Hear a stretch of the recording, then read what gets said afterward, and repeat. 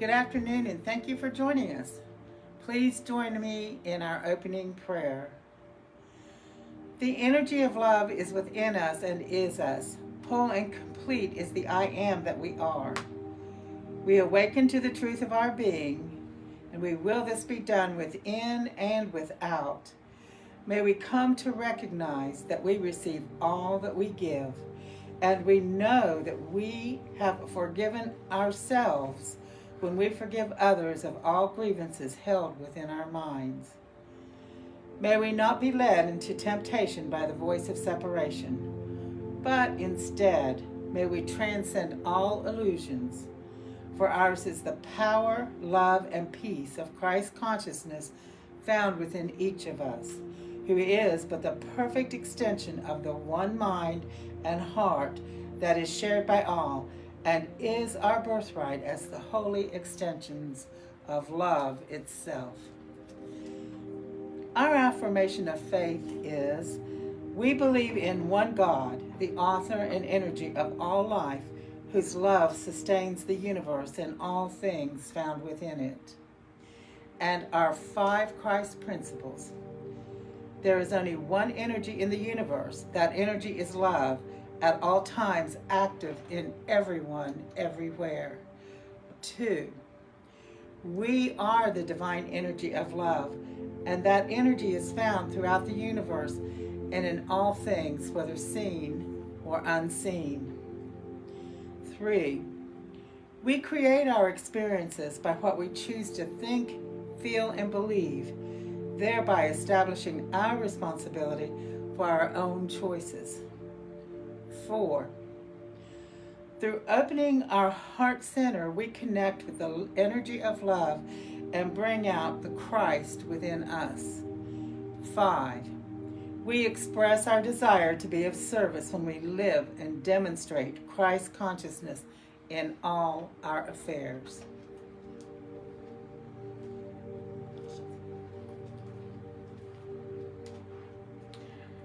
Hello, everyone, and welcome to the Church of Christ Consciousness.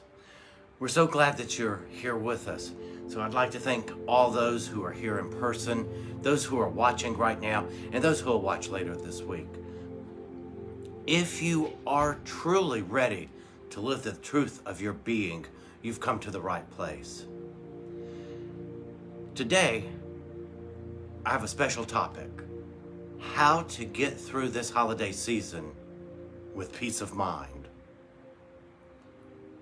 Most everyone, I recognize, experiences some level of stress as the holiday season gets here and we're now officially in it. And a lot of people just also seem to get depressed at this time of year, which is kind of sad because it's such a joyous time.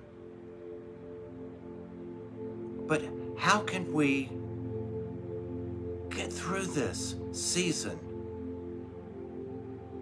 and have a peaceful mind?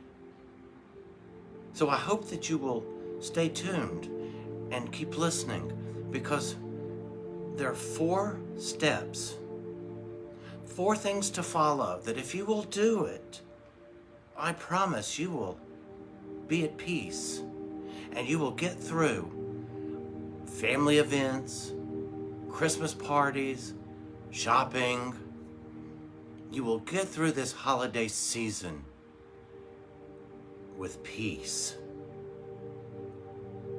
I'd like to start with, remember, Jesus was known as the Prince of Peace. It says in the Gospels that he said to his disciples, "My peace I give you, but not as the world gives." See, when the world gives something, it expects something in return. Yet what Jesus was trying to teach us is that when we give, we receive. When we give peace, we receive peace. Just like when we get angry, we're giving anger, and we will receive anger in return. For what you put out comes back. What you reap, you will sow. It's said 1,000 different ways, but it all means the same thing. So what is it that we can do this holiday season and be at peace? The steps, to some, may seem difficult. I'm not going to tell you that they're easy, but I will tell you it is worth it, because going through this season in a state of peace is worth everything. So what's step number one? It's this. I want you to recognize that just as you're doing the best you can, your family, the people you meet, your friends, your co-workers, they too are doing the best they can. To you, it may not look like it, but on the same hand, to them, it may appear that you're not doing the best you can. But we all truly are doing the best we can. And when we recognize that we're doing the best we can, and that everyone else is doing the same thing, we tend to cut people slack. We give them the opportunity to just be and to go through what they're going through without any demands on them, because we don't like to have demands upon us either. All right, so that's the first step. We're all doing the best we can. Number two, do not take anything personal. And what do I mean by that? Especially this time of the year, people's attention spans are not all that long, and people are anxious, maybe a little irritated, and have a short fuse. So they may snap at you. If you get angry, then you're only adding to the conflict. But if you will recognize, and here is the most important thing, recognize that what they are saying, what they are literally saying, is not about you. It's about them. It's coming from them. It is not about you. It never is. For we can only say what lives within us. So if you will step back and look at the other person, realize they're doing the best they can, just as you are, and then not take it personally, even if they're angry. It's whatever it is coming out of them. It's alive within them. The anger is from them. It is within them. They made the choice to be angry. You do not have to return it. That is a choice. And under the law of responsibility, you choose the feelings you would have. So in any moment, you can choose peace or anger. If you choose anger, then you've chosen conflict. If you choose peace, you've chosen to stay in a state of love, which is truly our natural state. All right, so we've gone through the first two. What's the third? Don't judge anything. Do not judge anything. Now, this is the hardest one. Step number 3 is the hardest. Do not judge anyone or anything. If you want to have a peaceful holiday, and please understand, I recognize when our family is present, usually the judgment starts flying. And why is that? Because they know where all our triggers are. They have no problem pushing our triggers and getting us to react. Remember, go back to step 1. Everybody's doing the best they can. Step 2, don't take anything personal. Step 3, do not judge. No matter what it is that they're doing, let them do it. Let them say it. Let them act out any way that they choose. Again, it isn't a reflection of you. It's coming out of them. And the more peace that you exude, the quicker they will see what they're doing, they will recognize it. But if you counter anger with anger, judgment with judgment, then neither one of you will see the truth, and there will be no peace.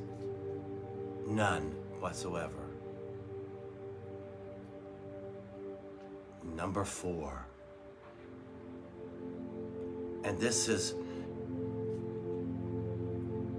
not as difficult as number 3. However, it goes along with number 3. Don't blame. Especially this time of year when the malls are full, shopping, the shopping center parking lots, it's hard to find a parking space. Someone pulls into the space that you've been waiting for. The first thing you want to do is blame them. How dare they do this? How dare them? Did they not see that I was here? Well, there you've taken it personally. You've judged, and you're blaming. There is no peace. When you take anything personally, you're judging and you're blaming, you are outside of peace. You're in the middle of conflict. And conflict only breeds more conflict. And it breeds it within us. So we have to make a choice for peace. Because in any moment, we can choose again. Even if you are angry, enraged, in one moment, you can stop and say, I choose to be at peace. Because you are the decision maker. No one is forcing you to judge. No one is forcing you to be angry. No one is forcing you to take things personally. It's a choice. And that is what I'm trying to get everybody to recognize. Choice is our power. Choice is the power of Christ consciousness. If we think that we do not have a choice, then we will believe that we are powerless. If we believe that we are powerless, then we believe we're a victim. And if we believe that we are a victim, then we will take things personally, we will judge, we will blame, and we will never think that anyone is doing the best they can. But remember, we all are. We're all doing the best we can. Always. It may not look like it to the rest of the world, but that doesn't matter. What does matter is how we respond. Do we choose to react or respond? Because those are really the only two choices you have in any experience, in any situation. You can either react or respond. If you react, it's because you've been triggered. You took something personally, you've judged something, you've blamed, and you feel like a victim. Peace is gone, out the window, gone. But you have just as much power to choose peace as you did to choose to take something personally and to judge, to blame, and to be a victim. Does it take conscious effort? Yes. Because most of us fall back on taking things personally, judging, blaming, and being a victim. That's our knee-jerk reaction. That's our trigger mechanism. Once triggered, we react. But I'm saying, no matter what is occurring in that moment, we can respond just as easily by making a choice to respond. But how do we respond? What do I mean by to respond? The word respond means to answer a call. So no matter what is happening, it really is a call. It's a call to you. It's a call to you to respond in peace and in love. No matter what is going on around you. You have the power in any situation to respond with peace and with love. It's a choice. Pure and simple, it is a choice. And you can make that choice at any moment. Even if you begin to react, remember, you can choose again. In that moment, you can choose again. You can choose peace. You can choose to respond. You can choose love. And sometimes it may look a little strange. A lot of times it will look strange. I will tell you what it will sound like. Nothing. Crickets. Because you will choose silence, but not as a weapon. Because you realize anything that will come from you at that moment will be something that just escalates the conflict, both externally and internally. I will share this, and you could ask my friends, ask my partner. I do not argue with anybody. It's not worth my peace. I will have a conversation with anyone on any topic, because a conversation is the sharing of ideas, the sharing of what we believe. And peace isn't a destination, it's actually the journey. There's movement, there's action involved in peace. And sometimes it takes the action of silence to remain at peace. The ego is, of course, going to want you to defend yourself. For what purpose? For what somebody said? Sticks and stones may break my bones. Words can't hurt me. Don't let the words of another hurt you. They're meaningless. They're coming out of another person. They're their words, they're not yours. Do not give it definition, meaning. Don't make a story out of it. That's conflict. That's ego. That's egoic thinking. I'll give anyone 30 seconds to tell me a story. But I want you to listen really carefully to what people say, because somewhere about the 31st second, you'll start hearing a repeat of the story. They begin to tell the same thing. It's just now in different words, just a different version of the same thing. And that's conflict. It's not peace. The person isn't in peace.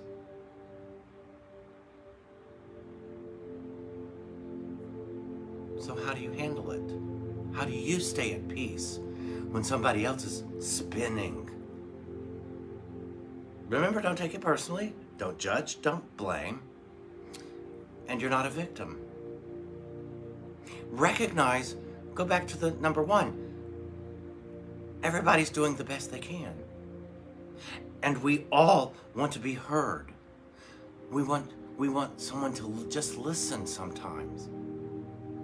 And peace, which is a fruit of love, means that we actively hear. And to actively hear means we're listening. And we give the person the understanding that they're doing the best they can. We don't have to share our opinion of it. We definitely don't have to tell them what to do or how to do. But we are here to listen. That's silence. It keeps your mind silent when you are actively engaged in listening to another. And silence is peace. For silence is quiet. And quiet, when you look it up in the dictionary, is peace. So can we go through this holiday season in perfect peace, pure peace? Yes, we can. It's a choice. So I'm going to invite everyone here and to those watching and to those who will watch later this week. Practice peace. Practice peace. Give peace away. For as you give peace away, you receive it. And it is increased. So you will always receive more peace than you gave or could give. And then the day will come that peace will be your greatest treasure. And you will recognize no one can rob you of your peace. That's impossible. You can, however, give it up, give it away. You can let go of it, drop it. And you do that by not believing that people are doing the best they can, by blaming others, taking things personally, and judging. Those are the four things that will take your peace. And it was your choice. You gave your peace away. You gave it up. But you can just as easily take it back by becoming centered, by being poised in yourself, and recognizing that peace is everything, because from everything you will know what to say, when to say it, how to say it, and to whom to say it, or even if it needs to be said or done.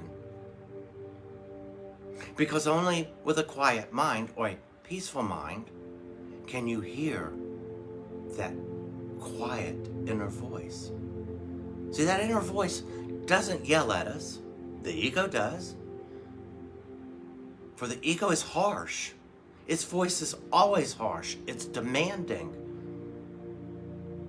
And it will always find us at fault. That's its purpose. But that quiet voice, that peaceful voice, will always remind us that we are not just loved, we are that love. We are the peace and the joy. But in order to experience it, we must be it in every moment. So every moment, recognize you have a choice. You have the choice to be miserable or to be at peace. And I'm going to leave you with this. It takes just as much energy to be miserable as it does to be at peace. Just as much energy. In fact, it takes more energy to be miserable. Because peace comes naturally once you practice it. Once you walk the path, you start down the path. And I can promise, once you take a few steps along the path of peace, you will not want to go back. You can, but why would you? Because only misery and heartache, grief and conflict await. That's what awaits you. The path to peace never ends. There is no destination called peace. For the more peace that you practice, the more peace that you have. Peace, like love, is boundless. It's limitless.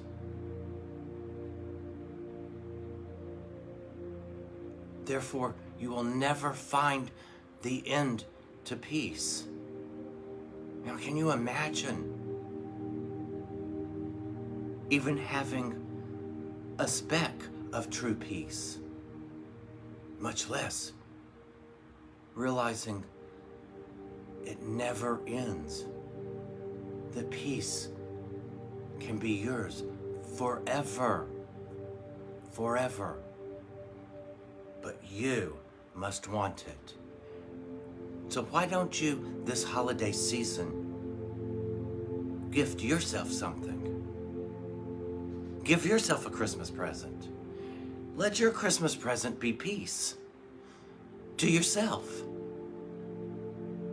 And because you've given it to yourself, you will give it to others. And then you will have more and more and more.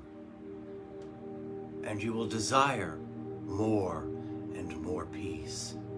And there's nothing wrong with that.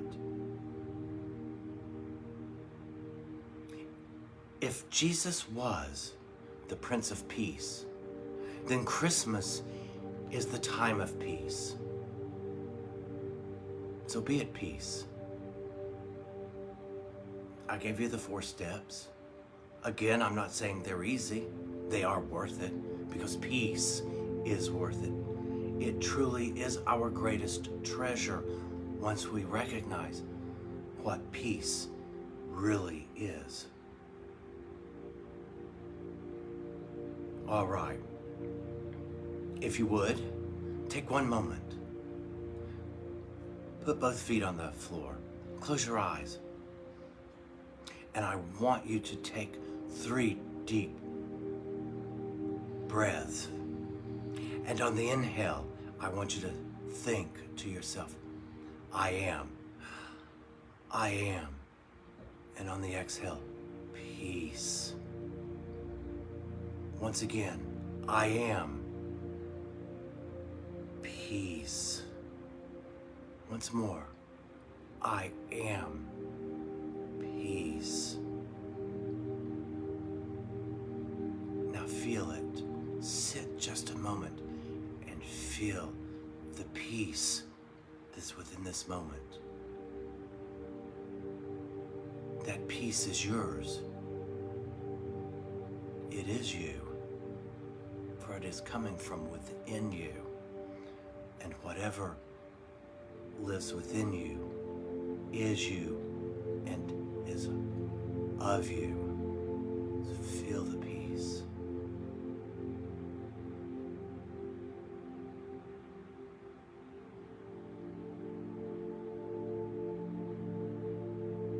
As we come back into this time, this room, this place, this space, this moment, remember, peace is a choice. You can choose it at any moment. Choose it now. Choose it next moment. Choose peace regardless of the situation you find yourself in. Gift yourself with peace, and you will have gifted yourself with Christ. So before I close, I hope that everyone enjoyed it and you got what you needed. If you would, please like the video, subscribe to the channel, and share it. Share these steps to peace during this holiday season, because not just you deserve it, we all deserve it. Your friends, your family. So share the peace. And until next week, have a good one, and we'll see you then.